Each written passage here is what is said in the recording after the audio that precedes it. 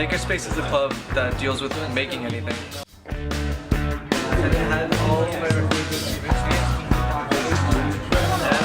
Tonight's event is all about 3D printing, letting them learn how to use actual 3D printing. This way they can come in and do their own stuff. We really are encouraging, trying to get more people involved with making their own designs and that kind of thing, which is really cool. I think the Rutgers Makerspace is a great way for like people to show off their like creativity, and I was able to make a smiley face.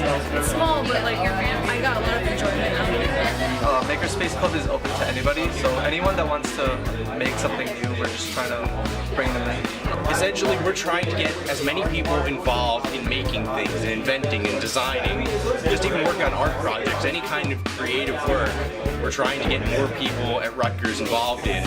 A lot of things that maybe students can't currently get their hands on at Rutgers, we want to bring that to Makerspace.